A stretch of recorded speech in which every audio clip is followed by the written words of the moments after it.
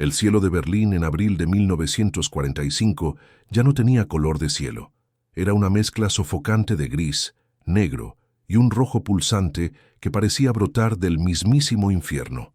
Imagina el sonido de miles de truenos estallando al mismo tiempo, sin parar, durante días y días. Ese era el rugido de los órganos de Stalin, los cohetes Katyusha, que iluminaban la noche con un brillo fantasmal. Cada explosión no traía solo destrucción, sino un mensaje claro del mariscal Georgi Zhukov. El ajuste de cuentas finalmente había llamado a la puerta de Adolf Hitler. Berlín, que un día fue planeada para ser la capital del mundo, la joya de la corona de un imperio que duraría 1000 años, ahora era solo un montón de escombros y desesperación. El olor era insoportable.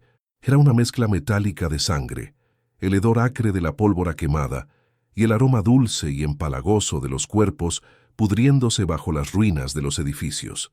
En las calles, el optimismo de antaño había dado paso a un silencio aterrador, roto solo por los gritos de agonía y el impacto constante de la artillería pesada.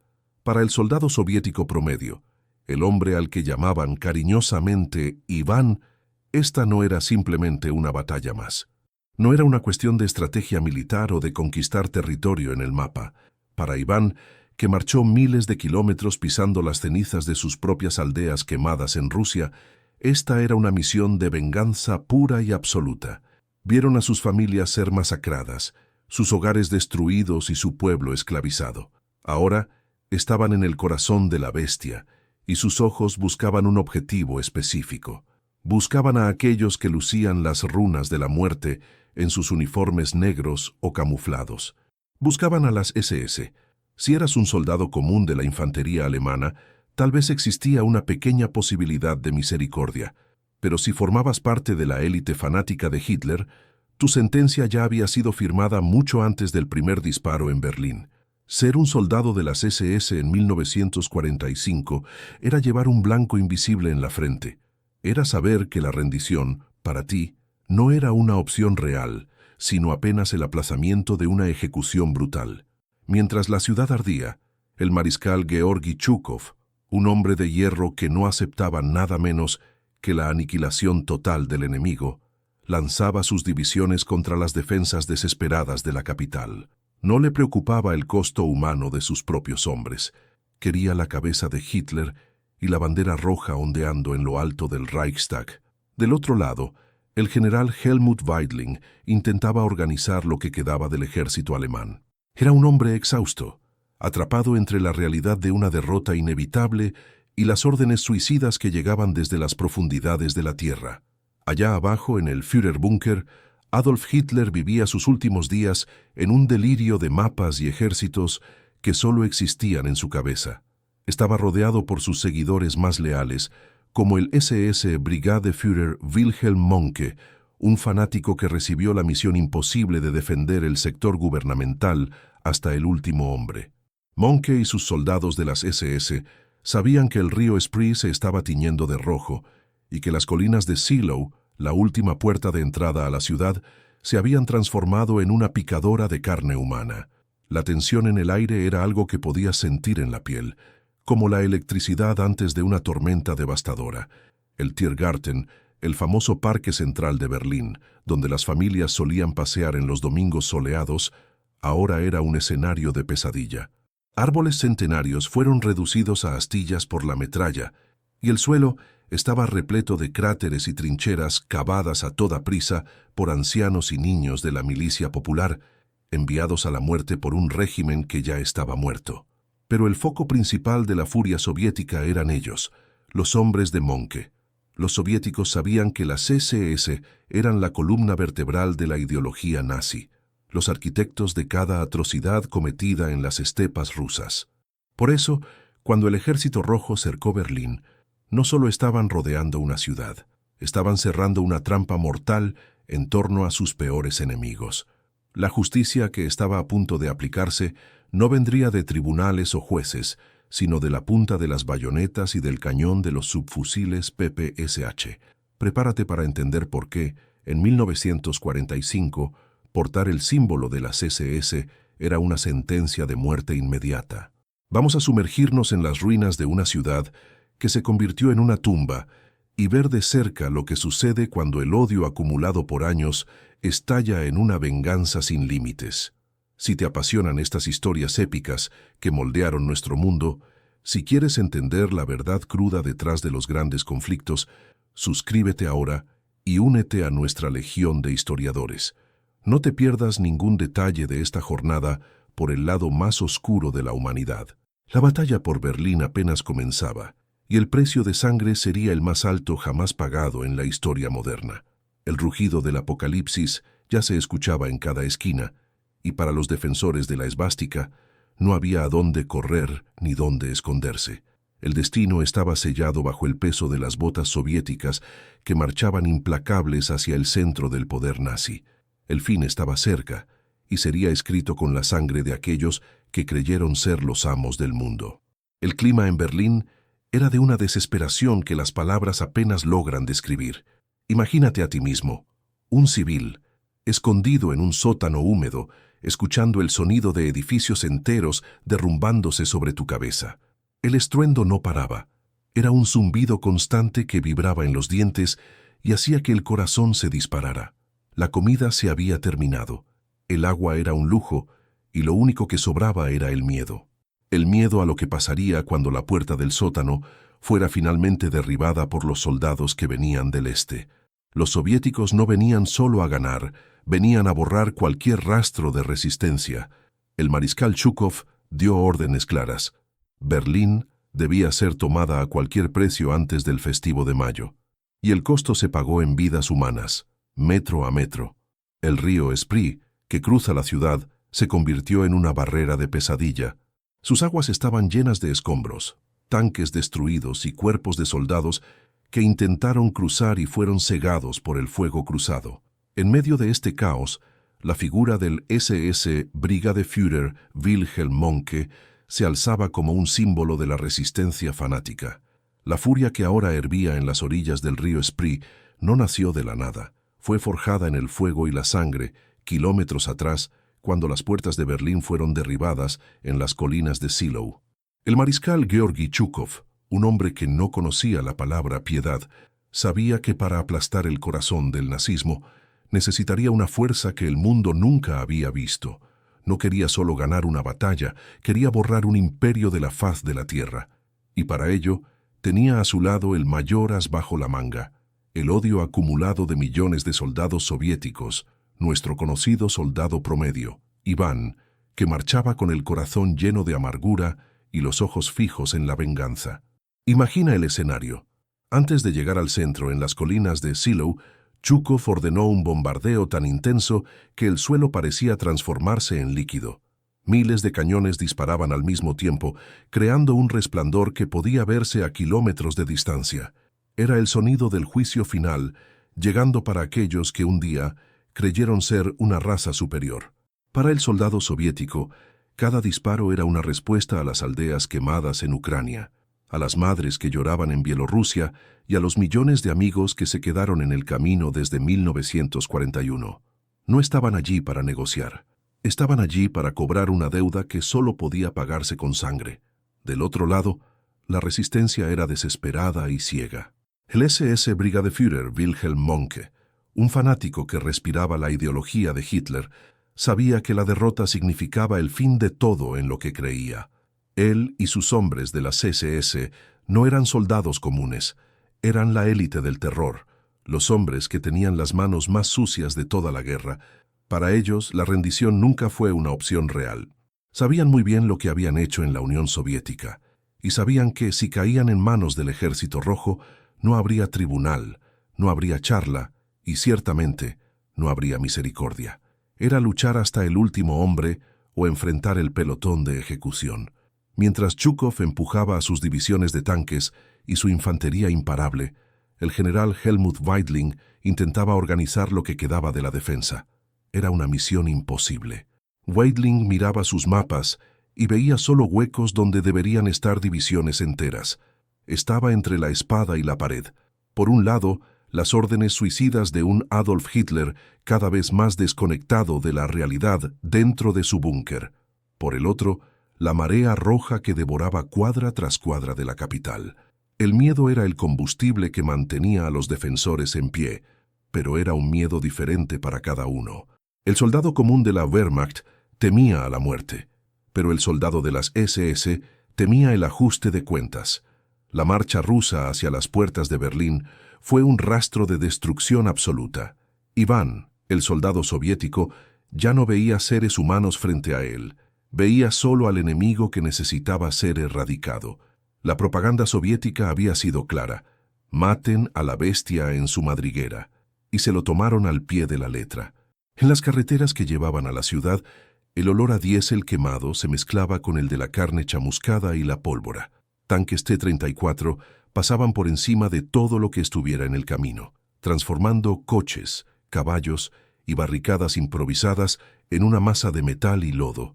En este avance, la distinción entre combatiente y civil comenzó a desaparecer entre el humo. Para los soviéticos, cualquiera que estuviera en Berlín era parte de la máquina que devastó su patria. Pero el objetivo principal, el trofeo que todos querían, era cualquiera que portara el uniforme negro o las runas de las SS. Había una orden no escrita entre los hombres de Zhukov. Si encuentras a un soldado de las SS, no pierdas tiempo con preguntas. La sentencia ya había sido dictada años atrás, en las ruinas de Stalingrado y en las fosas comunes de Leningrado. Mientras tanto, Wilhelm Mohnke transformaba el sector gubernamental en una fortaleza de pesadilla. Posicionaba a sus hombres en cada ventana, en cada alcantarilla, en cada ático. Usaba a niños de las juventudes hitlerianas y a ancianos de la milicia popular como carne de cañón, mientras sus veteranos de las SS esperaban en la oscuridad con sus ametralladoras listas. Mohnke era el tipo de hombre que creía que Berlín debía arder junto con su líder. Para él, si el pueblo alemán no lograba vencer, entonces no merecía sobrevivir. Esta mentalidad enferma transformó las calles de la capital en un matadero donde la vida no valía absolutamente nada. El avance soviético no era solo una cuestión de números, era una cuestión de volumen de fuego. Zhukov no tenía prisa por ahorrar munición. Si un edificio ofrecía resistencia, no enviaba hombres a limpiar piso por piso, simplemente ordenaba a la artillería pesada que lo nivelara con el suelo. El sonido de los órganos de Stalin, los cohetes Katyusha, era un silbido constante que cortaba el aire y hacía vibrar los dientes. Era un sonido que enloquecía a los defensores, un aviso de que el cielo se estaba cayendo sobre sus cabezas. Dentro del Führerbunker, el ambiente era el de un funeral que se negaba a terminar. Adolf Hitler, tembloroso y pálido, movía ejércitos inexistentes en el mapa, mientras afuera la realidad era la de tanques rusos aplastando las puertas de los suburbios. El general Helmut Weidling intentaba decir la verdad, pero la verdad era una traición en aquel ambiente de delirio. Veía a sus soldados siendo masacrados y sabía que la resistencia solo servía para aumentar el número de cadáveres en las calles. Con cada hora que pasaba, el cerco se cerraba más. El anillo de acero soviético estaba ahora apretando los barrios residenciales, transformando parques como el Tiergarten en campos de batalla fangosos y llenos de cuerpos. El soldado soviético promedio, exhausto pero impulsado por una adrenalina de venganza, entraba en las casas y edificios con el cuchillo entre los dientes. Habían visto lo peor de la humanidad en los últimos 4 años y ahora sentían que tenían el derecho divino de ser los verdugos. Cuando capturaban a un soldado común, a veces había una oportunidad de rendición, pero cuando el uniforme llevaba la calavera de las SS, el ambiente cambiaba instantáneamente. No había charla, no había cigarrillo compartido. El destino se sellaba allí mismo, entre los escombros, bajo el cielo gris de una Berlín que agonizaba. La resistencia fanática de Mohnke y sus seguidores solo servía para alimentar el odio de los rusos. El humo que subía de las ruinas de Berlín no era solo el resultado de edificios quemados o explosiones constantes. Era el olor de un mundo que se negaba a aceptar que había terminado, un olor a pólvora mezclado con carne quemada y la desesperación de quien ya no tenía a dónde huir.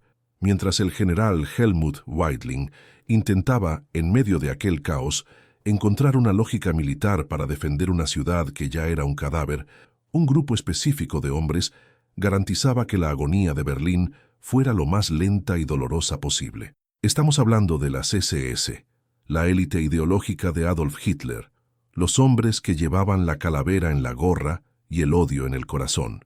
Para entender lo que pasó en aquellos días finales, necesitas entender la diferencia entre quienes estaban luchando. Por un lado, tenías al soldado común de la Wehrmacht, el ejército regular. Ese tipo, muchas veces, era un padre de familia, un joven de 18 años o un señor mayor que solo quería que aquella pesadilla terminara para poder volver a casa, si es que su casa todavía existía.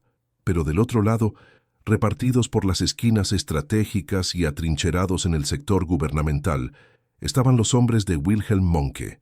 Estos no eran soldados comunes, eran el brazo armado del fanatismo. Wilhelm Mohnke era el tipo de líder que no aceptaba la palabra rendición.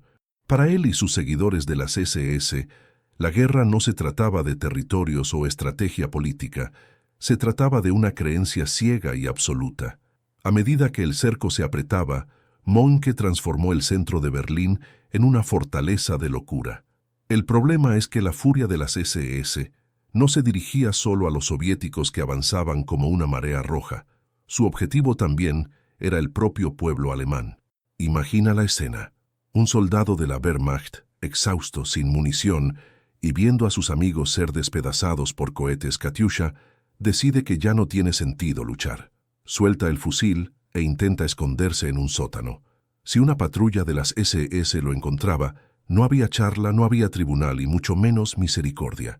Esos grupos, conocidos como cortes marciales volantes, recorrían las calles de Berlín en busca de cualquiera que mostrase lo que ellos llamaban derrotismo. Si te pillaban sin órdenes claras, o si parecías estar huyendo, el destino era uno solo, un poste de luz o un árbol en el Tiergarten. Era común ver cuerpos colgados con carteles en el pecho que decían «Traicioné a mi pueblo» o «Fui un cobarde y no quise luchar». Ese era el nivel de terror interno. Las SS actuaban como un perro guardián rabioso que muerde a su propio dueño cuando se siente acorralado. Sabían que para ellos no habría un mañana. El mariscal Georgi Chukov ya había dejado claro que la cuenta de las atrocidades cometidas en la Unión Soviética se cobraría con intereses, y la moneda de cambio era la sangre de quien vistiera aquel uniforme negro o las runas de la muerte en el cuello. Esta tensión creaba un clima de paranoia total dentro de las defensas alemanas. Los soldados del ejército regular tenían más miedo de recibir un disparo por la espalda de un oficial de las SS que de enfrentar un tanque soviético de frente. Y en medio de todo esto, civiles, mujeres y niños intentaban sobrevivir entre dos fuegos. Si ayudaban a los rusos, eran ejecutados por las SS. Si se resistían, eran aplastados por el avance de Iván. Iván, el soldado soviético promedio, veía en aquellas dos letras, SS, el símbolo de todo lo que había perdido. Recordaba las aldeas quemadas en Ucrania, las fosas comunes en Bielorrusia y las familias que nunca volvería a ver.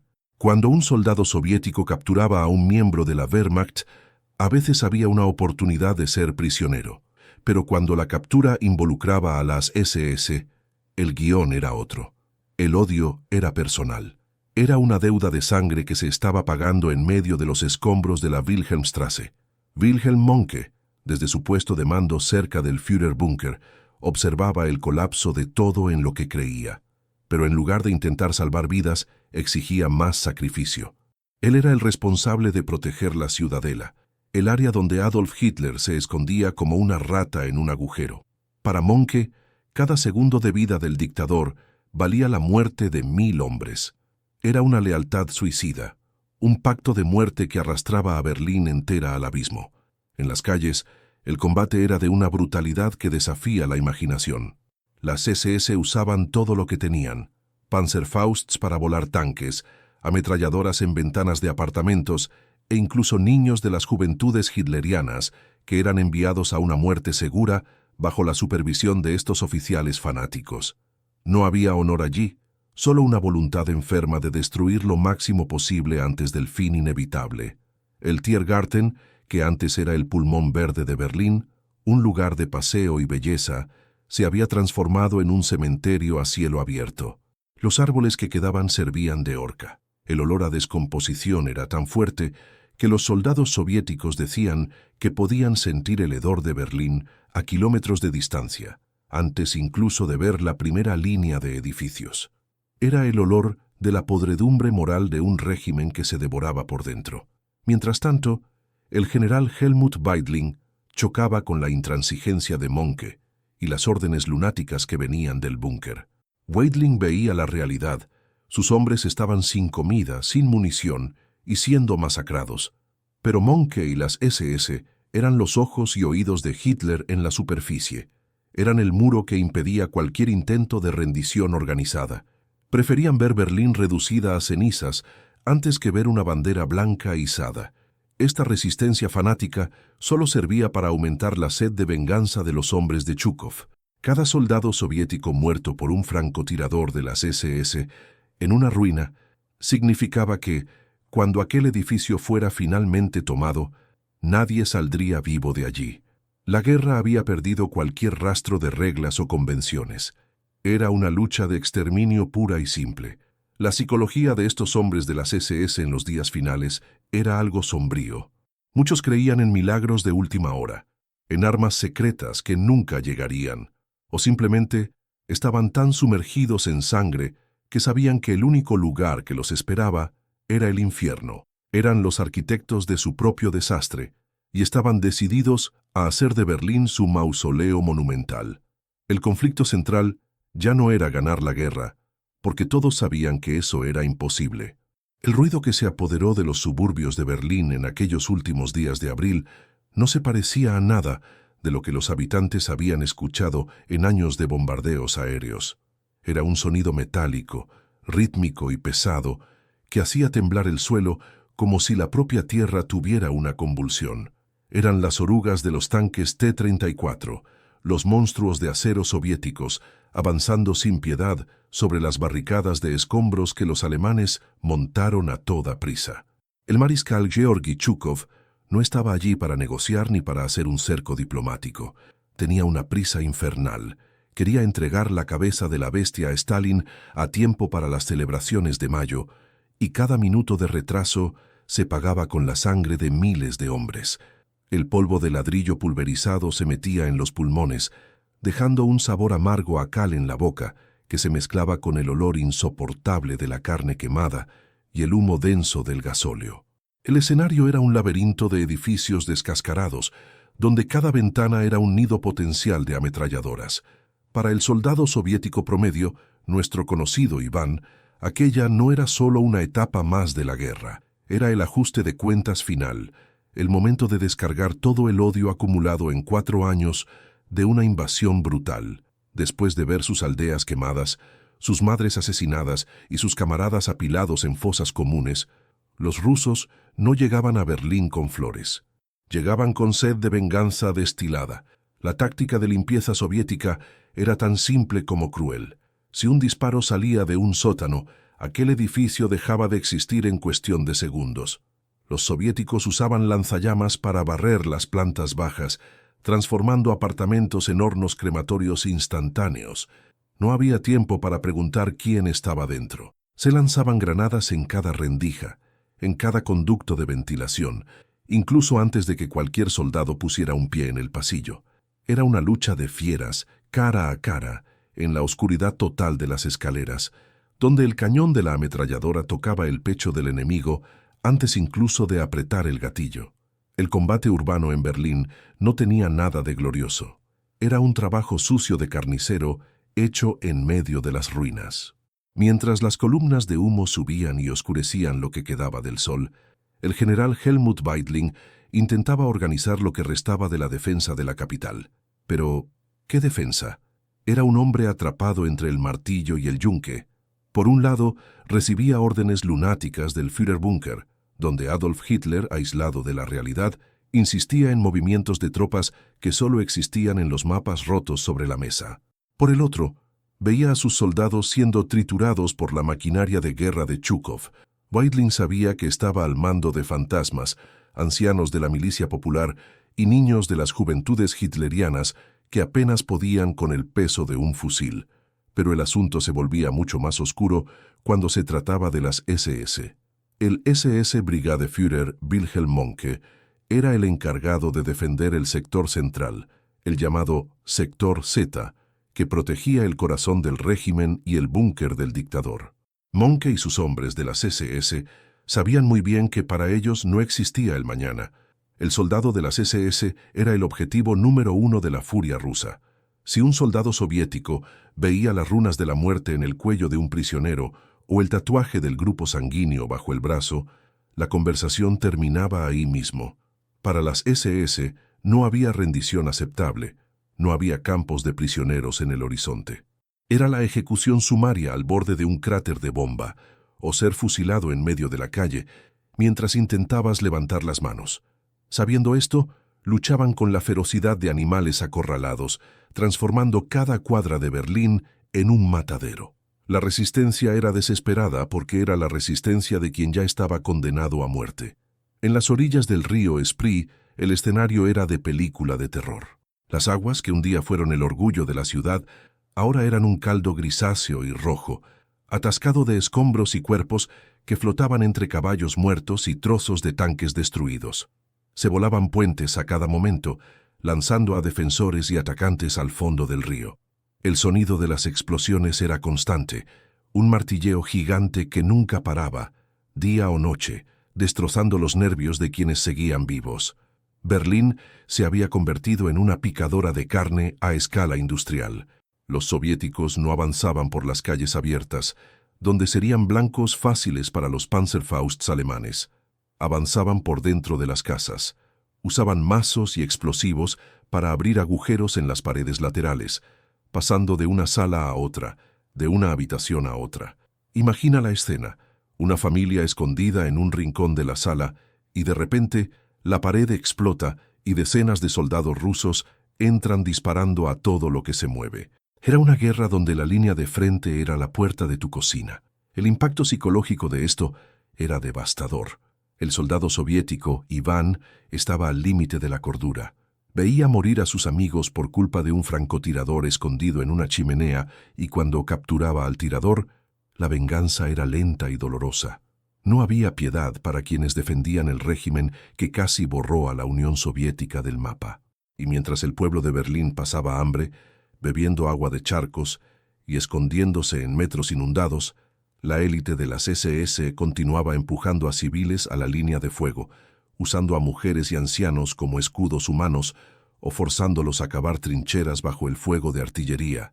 En el Tiergarten, el parque central que antes era el lugar de paseo de las familias alemanas, los árboles centenarios fueron transformados en astillas de madera. El lugar se convirtió en un cementerio a cielo abierto, donde los tanques de Zhukov cazaban los últimos focos de resistencia de Wilhelm Mohnke. El olor de la muerte estaba impregnado en cada centímetro de hormigón y tierra. Era el olor del fin de una era, el olor de la arrogancia siendo enterrada bajo toneladas de escombros. Hitler, en lo más profundo de su refugio, todavía exigía lealtad total, mientras el general Helmut Weidling veía el mapa de la ciudad encogerse con cada hora que pasaba. La sentencia ya estaba dictada, y el verdugo soviético llamaba a la puerta con un cañón en la mano. Lo que estaba pasando en Berlín no era solo una batalla militar, era el colapso moral y físico de una ideología que prometió 1000 años y entregó solo cenizas y cadáveres. Las botas de los soldados soviéticos ahora aplastaban los cristales rotos de las ventanas que un día fueron el orgullo de la élite de Berlín. El sonido era seco, como el crujir de huesos. Para el soldado soviético promedio, el famoso Iván, cada paso dado en aquellas calles en ruinas estaba cargado de un peso que nadie en los libros de historia logra describir totalmente. No era solo el cansancio de años de marcha, era el peso de millones de muertos dejados atrás en las estepas rusas. Y ahora, ese peso estaba a punto de caer sobre la cabeza de aquellos que llevaban las runas de la muerte en el cuello. Mientras el mariscal Georgi Zhukov presionaba a sus ejércitos para asfixiar el corazón de la ciudad, una orden silenciosa corría entre las filas rojas. No necesitaba estar escrita en ningún papel oficial del alto mando. Estaba escrita en los ojos de cada soldado que vio su aldea arder o a su familia ser diezmada. La regla era clara. El soldado común de la Wehrmacht podría tener una oportunidad, por pequeña que fuera, de ver el día siguiente en un campo de prisioneros. Pero para el soldado de las SS, la sentencia ya había sido firmada mucho antes de que Berlín empezara a arder. En las esquinas humeantes cerca del Tiergarten, el escenario era de una película de terror que se negaba a terminar. Grupos de soldados alemanes eran capturados y colocados contra paredes acribilladas por las balas. Allí, el ritual de selección era rápido e implacable. Los soviéticos no preguntaban nombres ni rangos, buscaban la marca de Caín. Con un gesto brusco, los soldados rusos obligaban a los prisioneros a levantar los brazos o les rasgaban las camisas. Lo que buscaban era el pequeño tatuaje del grupo sanguíneo, generalmente marcado en la parte interna del brazo izquierdo, una marca registrada de los miembros de las Waffen-SS. Encontrar ese tatuaje era como hallar la prueba de un crimen imperdonable. Para Iván, aquel símbolo no representaba a un soldado de élite, sino al verdugo que había traído el infierno a su tierra. ¿Cuándo se descubría el tatuaje? El destino se sellaba en segundos. No había tribunales, no había abogados y no había misericordia. Un empujón hacia un lado, el sonido metálico de un cerrojo siendo accionado y el ruido seco de un subfusil PPSH-41 resolvían la cuestión. El cuerpo caía sobre los escombros, convirtiéndose en un pedazo más del paisaje gris de Berlín. Allá en el búnker, Adolf Hitler recibía informes cada vez más desesperados, pero la realidad de las calles era algo que ya no podía procesar. Mientras tanto, el general Helmut Weidling intentaba desesperadamente coordinar una defensa que ya no existía. Veía a sus hombres ser triturados por una maquinaria de venganza que no aceptaba la rendición. Weidling sabía que la resistencia era inútil, pero el Brigadeführer Wilhelm Mohnke, el fanático encargado de proteger el sector gubernamental, seguía insuflando a sus hombres una furia suicida.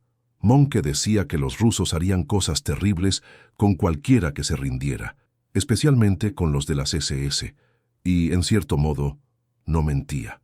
El odio era mutuo y absoluto. En las orillas del río Spree, el olor a pólvora se mezclaba con el olor de las cloacas y los cuerpos en descomposición. El río, que debía ser una barrera de defensa, se había convertido en una trampa mortal. Unidades enteras de las SS intentaban cruzar las aguas oscuras bajo una lluvia de granadas y cañonazos. Muchos eran fusilados todavía en el agua, diluyéndose su sangre en la corriente fría. Los que lograban llegar al otro lado muchas veces se topaban de frente con las bayonetas soviéticas. La orden de Zhukov era avanzar a cualquier precio, y para sus hombres cualquier precio incluía asegurar que ninguno de los que juraron lealtad eterna al Führer saliera vivo de allí. Esta política de no dar cuartel creó un clima de desesperación total. Sabiendo que la muerte era segura si eran capturados, los soldados de las SS luchaban como animales acorralados. Se escondían en sótanos, en alcantarillas, transformando cada edificio en ruinas en una fortaleza de agonía. Esto solo aumentaba la furia de los soviéticos.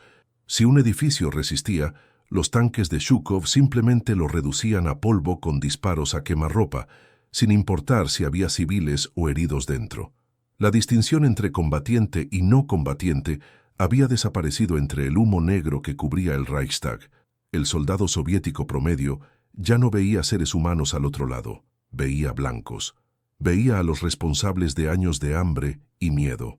Cuando un grupo de soldados de las SS intentaba levantar una bandera blanca entre los escombros del centro de la ciudad, la respuesta rusa llegaba en forma de una carcajada amarga seguida de una ráfaga de fuego.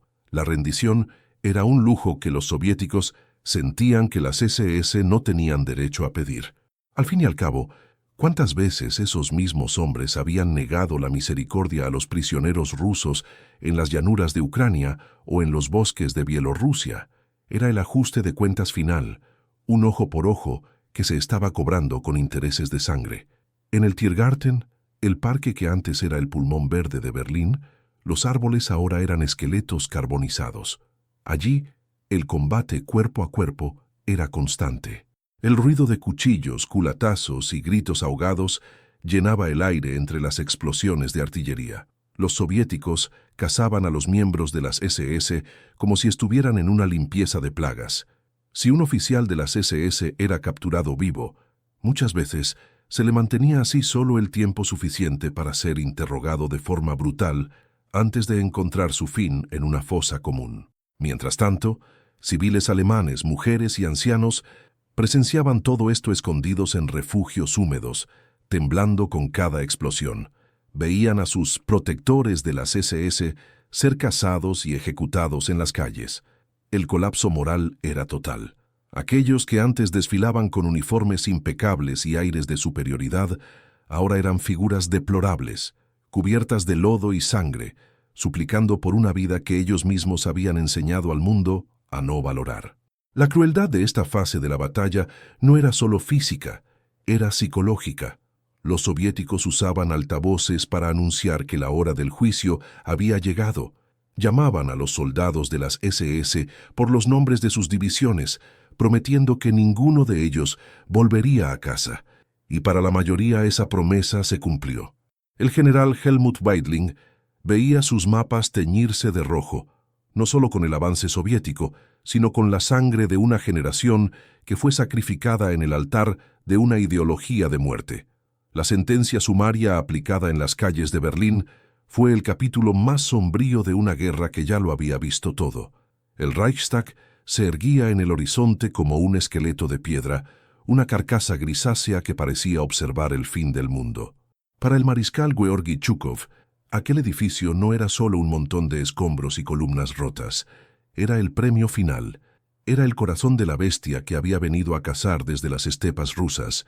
Zhukov sabía que, mientras aquella bandera con la esvástica siguiera en lo alto del Parlamento, la guerra no habría terminado.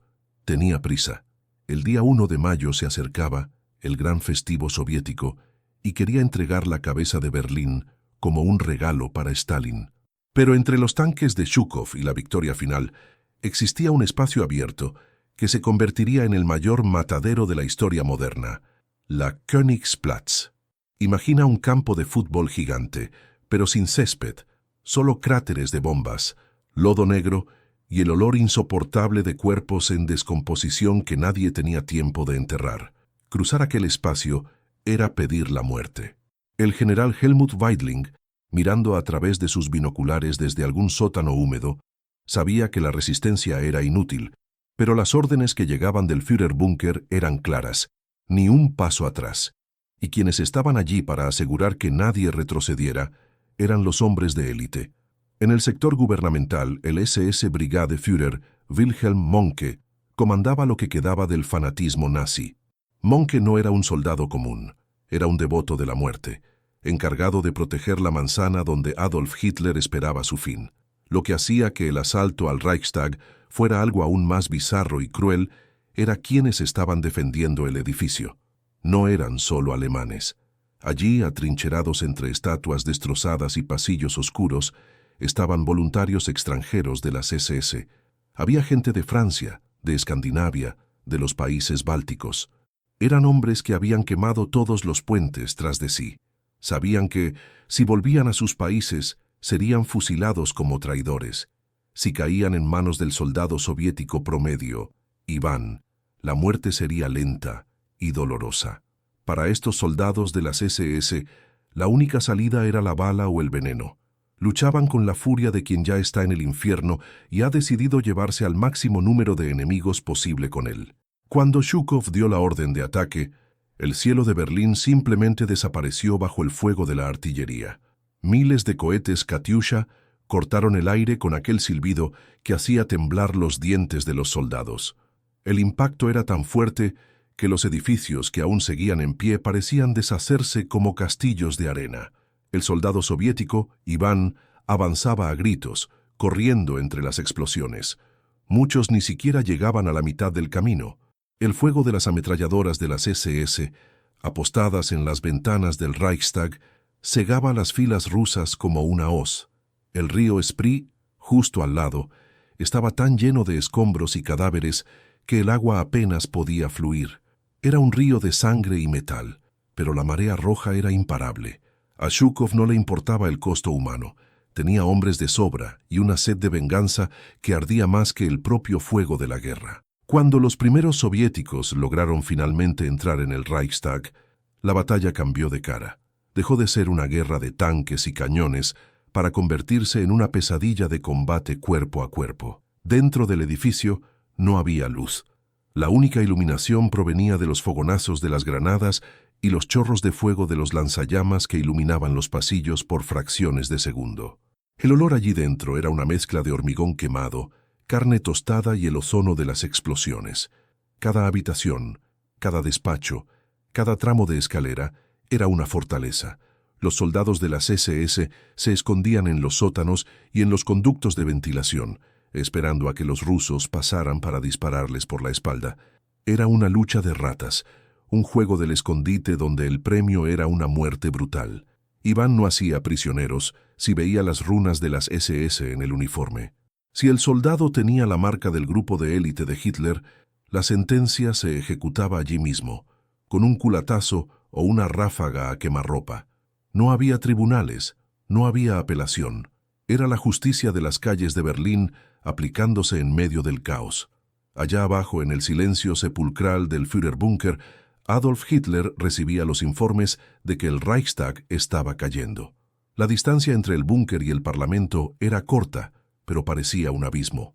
Wilhelm Mohnke intentaba organizar una defensa desesperada, pero ¿cómo sujetas un océano con las manos? Los soviéticos estaban subiendo los pisos, usando dinamita para abrir agujeros en las paredes y pasar de una sala a otra. El ruido era ensordecedor.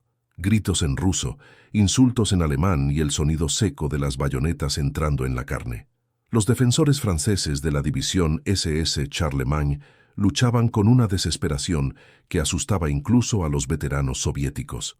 Sabían que el mundo que conocían había terminado. Ya no había Francia, ya no había Alemania, solo existía aquel pasillo oscuro y el siguiente enemigo. Muchos de estos tipos eran jóvenes, casi niños, que habían sufrido un lavado de cerebro tan profundo que creían que morir allí era el mayor acto de gloria posible. El costo humano de esta terquedad se contaba en pilas de cuerpos que bloqueaban las puertas, obligando a los soldados a trepar sobre sus propios compañeros muertos para seguir disparando. Mientras tanto, el general Helmut Weidling veía su autoridad desmoronarse. Recibía órdenes de Hitler para lanzar contraataques que solo existían sobre el papel. Ya no tenía tanques, ya no tenía munición, y sus soldados bebían agua de charcos de lodo para no morir de sed. La resistencia en el Reichstag se estaba convirtiendo en el símbolo de una agonía innecesaria. Zhukov, desde fuera, observaba por radio el progreso de sus hombres. Quería aquella foto. Quería el momento en que el mundo viera que el nazismo había sido aplastado bajo la bota rusa. La lucha en los pisos superiores fue especialmente cruel. Los soviéticos tenían que limpiar habitación por habitación. En un momento, estabas en un salón de mármol y al segundo siguiente, una granada transformaba todo en polvo y metralla. Los defensores de las SS usaban cuchillos, palas de trinchera e incluso sus propios dientes cuando se terminaban las municiones. Era el colapso moral y físico de una ideología que prometió 1000 años, pero que ahora no lograba retener un edificio por más de unos pocos días. Lo que sobró del Tiergarten ya no era un parque, era el mismísimo rastro del fin del mundo. ¿Sabes aquel lugar donde las familias de Berlín paseaban en los domingos de sol, llevando a los niños a ver los animales o a caminar bajo los árboles centenarios? Olvídalo. En abril de 1945, el Tiergarten se había transformado en un paisaje lunar, un desierto de lodo grisáceo, cráteres profundos y troncos de árboles carbonizados que parecían dedos esqueléticos apuntando a un cielo sofocado por el humo. El olor allí era una mezcla insoportable de pólvora quemada, carne en descomposición y el aroma metálico de sangre fresca que se filtraba en la tierra removida. Era en este escenario de pesadilla donde las últimas unidades de las SS, bajo el mando fanático de Wilhelm Mohnke, intentaban sostener lo que quedaba del Tercer Reich. Sabían que el Tiergarten era la última barrera real antes del búnker del Führer. Si el parque caía, el corazón del régimen sería arrancado. Y el mariscal Georgi Zhukov no estaba dispuesto a esperar ni un segundo más. Zhukov, un hombre que no conocía la palabra misericordia, ordenó que 1000 cañones apuntaran directamente a aquel rectángulo de tierra. Cuando la artillería soviética empezó a rugir, la tierra tembló de tal manera que parecía que el propio planeta se estaba partiendo por la mitad. Cada explosión lanzaba restos de uniformes, trozos de hormigón y fragmentos humanos por los aires. El soldado soviético promedio, nuestro conocido Iván, avanzaba entre los cráteres con una sed de venganza acumulada durante 4 años de una guerra de exterminio.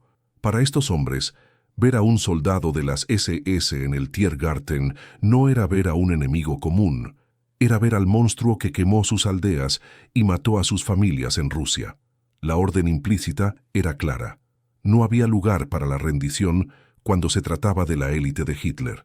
Mientras tanto, bajo tierra en el sofocante Führerbunker, el ambiente era el de un velatorio prolongado. Adolf Hitler, el hombre que prometió un imperio de 1000 años, ahora era solo una sombra temblorosa, decidiendo el destino de millones mientras el techo vibraba con el impacto de las bombas de Zhukov. Afuera, en medio del lodazal del Tiergarten, los soldados de las SS luchaban con la desesperación de quien ya se siente muerto. Usaban lo que tenían: ametralladoras encasquilladas por la suciedad, cuchillos de combate e incluso sus propias manos. Era una carnicería pura y simple, una lucha de fiera contra fiera en medio de un jardín que se convirtió en cementerio. El general Helmut Weidling, viendo que la resistencia era un suicidio inútil, intentaba desesperadamente coordinar una defensa que ya no existía. Miraba sus mapas y veía solo círculos rojos cerrándose sobre el centro de Berlín. El río Spree estaba atascado de escombros y cadáveres, transformándose en una barrera de horror que los soviéticos cruzaban usando botes, puentes improvisados o simplemente caminando sobre los cuerpos de los que cayeron antes. La presión era abrumadora. Dentro del Tiergarten el aislamiento era total. Las comunicaciones habían caído. Wilhelm Mohnke, atrincherado con sus hombres en los sótanos de los edificios gubernamentales que rodeaban el parque, veía cómo la moral de sus soldados se colapsaba. El hambre apretaba, la sed era tortuosa y la munición se estaba terminando. Pero el miedo a lo que los soviéticos harían si los capturaban vivos era mayor que el miedo a la muerte en combate. Para muchos de aquellos hombres de las SS, la única salida honrosa era guardar la última bala para sí mismos. El clímax de esta tragedia ocurrió cuando los tanques soviéticos empezaron a abrirse paso entre los troncos derribados del parque. Los cañones de los tanques disparaban a quemarropa contra los nidos de ametralladoras. No había una táctica elegante, era solo fuerza bruta contra fanatismo ciego. El ruido era ensordecedor, el chasquido seco de los rifles, el traqueteo de las ametralladoras y los gritos de agonía que se perdían entre las explosiones. Cuando el sol empezó a ponerse sobre las ruinas, el Tiergarten ya no era una línea de defensa, era una fosa común a cielo abierto. La noticia del suicidio de Adolf Hitler corrió por las trincheras como un soplo de hielo. Para los defensores, el motivo de la lucha había desaparecido, pero la sentencia de muerte seguía en pie. El general Helmut Weidling finalmente tomó la decisión que debería haber tomado días atrás y ordenó la rendición de la guarnición de Berlín. Pero para las SS, la rendición era una palabra vacía. Muchos intentaron una última huida desesperada por los túneles del metro o por las alcantarillas, intentando romper el cerco soviético y llegar a las líneas de los americanos, pero pocos lo lograron. La mayoría fue cazada en las calles, en los callejones y en los escombros de lo que un día fue la capital del mundo. El legado de aquella batalla en el Tiergarten quedó marcado en la tierra durante décadas. Durante mucho tiempo, quien caminaba por allí aún encontraba fragmentos de huesos y trozos de metal oxidado. Berlín se convirtió en el símbolo máximo de cómo la arrogancia y el odio pueden llevar a una nación entera al abismo. El costo humano fue incalculable. Miles de jóvenes de ambos bandos y civiles que no tenían nada que ver con la locura de Hitler fueron triturados por esta maquinaria de guerra implacable. Hoy, el Tiergarten es verde de nuevo. Los árboles han crecido, los pájaros han vuelto y la gente camina en paz. Pero si cierras los ojos y prestas atención al silencio, todavía se puede sentir el peso de la historia que fue escrita allí con sangre y fuego. Es un recordatorio eterno de que la libertad es frágil y que el precio del fanatismo es siempre la destrucción total. Esta fue la caída de Berlín, el acto final de un drama que cambió el rumbo de la humanidad. Que las lecciones aprendidas en aquellas calles en ruinas nunca se olviden, para que el mundo jamás tenga que ver el cielo de una ciudad oscurecerse de esa manera otra vez. La historia no es solo sobre el pasado, es un aviso para el futuro. La resiliencia humana venció a la barbarie, pero la cicatriz quedó para siempre. Y bien, ¿qué te ha parecido esta jornada épica por el fin de Berlín? La historia de la caída de las SS y el destino final en el Tiergarten muestran lo sombríos que pueden ser los últimos días de una guerra. Si te gusta sumergirte en estos momentos decisivos de la humanidad, no olvides dejar tu like y suscribirte al canal. Eso nos ayuda a seguir trayéndote estos documentales intensos. Comparte este vídeo con ese amigo que ama la historia y déjanos en los comentarios. ¿Qué otra gran batalla o momento histórico quieres ver por aquí? Nos vemos en la próxima historia épica. Gracias a todos.